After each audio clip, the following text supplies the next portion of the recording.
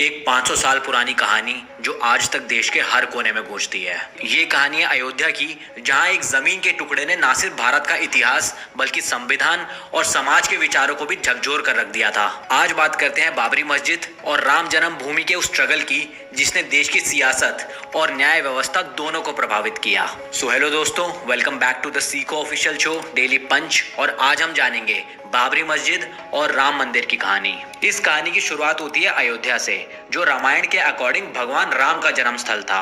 1528 में मुगल राजा बाबर के सेनापति मीर बाकी ने बाबरी मस्जिद बनवाई, लेकिन सदियों से यह माना जाता था कि उस जगह पर एक प्राचीन राम मंदिर था। 1766 में ईस्ट इंडिया कंपनी के दौरान यह जगह पहली बार विवादों में आनी शुरू हुई। डिस्प्यूट के चलते 1859 में वहां एक बाउंड्री वॉल बनाई गई, जिसमें हिंदू और मुसलमानों की प्रेयर की जगह को सेपरेट कर दिया गया। लेकिन ये विवाद चलता रहा, सदियां बीतती गईं और फिर 1949 में इस कहानी का एक टर्निंग पॉइंट आया। दिसंबर 1949 की एक रात को बाबरी मस्जिद के अंदर रामलला की एक मूर्ति रख दी गई। टेंशन इतनी बढ़ गई जिसके चलते सरकार ने मस्जिद पर ताला लगवा दिया और ये मामला कोर्ट पहुंच गया। एक तरफ सुन्नी वक्फ बोर्ड था और दूसरी तरफ हिंदू महासभा और निर्मोही अखाड़ा। केस चल रहा था, लेकिन 1980s के दौर में इसने सियासत का रंग ले लिया। 1984 में विश्व हिंदू परिषद ने राम जन्मभूमि मुक्ति आंदोलन की शुरुआत की, जिसका उद्देश्य था राम जन्मभूमि को फ्री करना।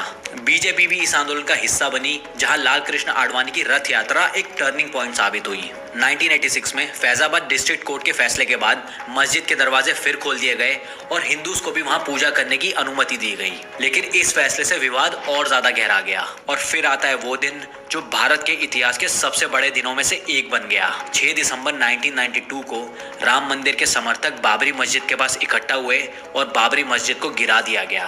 पूरे देश में मारकाट मच गई, हिंदू मुस्लिम के दंगे हुए और उन दंगों में लगभग 2000 से ज्यादा लोग मौत के घाट उतार दिए गए। इस घटना के बाद न्याय व्यवस्था में एक लंबी लड़ाई शुरू हुई। 2010 में इलाहाबाद हाई कोर्ट का फैसला आया, जिसमें जमीन को 3 हिस्सों में बांट दिया गया। एक हिस्सा हिंदू महासभा, एक निर्मोही अखाड़ा और एक हिस्सा सुन्नी वक्फ बोर्ड को दिया गया।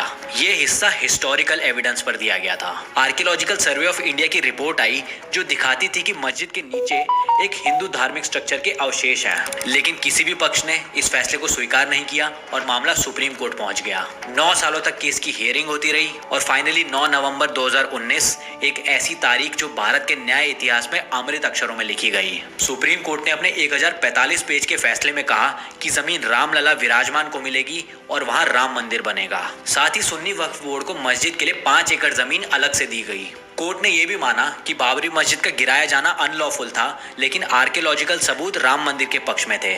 सुप्रीम कोर्ट के फैसले में यह भी स्पष्ट किया गया कि इसका आधार धर्म नहीं बल्कि हिस्टोरिकल एविडेंस है। आज अयोध्या एक नए रूप में है।